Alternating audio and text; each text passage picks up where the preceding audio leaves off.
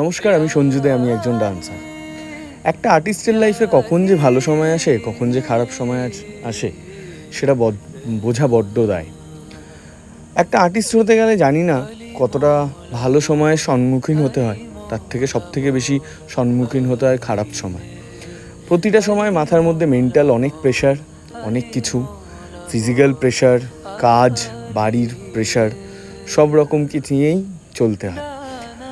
আজকে ভিডিওর সাথে সাথে আমার নাচ করার সাথে সাথে নাচ প্রেজেন্ট করার ভিডিওকেও অনেকে পছন্দ করেন, সেই জন্য আমাকে ভিডিওর জন্যও অনেকে ডাকেন।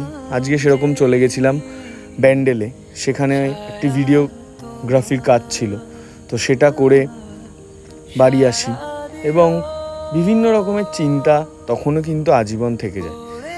তাহলে আমি কি থেমে যাব? সেটা তো থামলে তো হবে না, থামলেই তো শেষ, সেই শেষটা আর চাই না।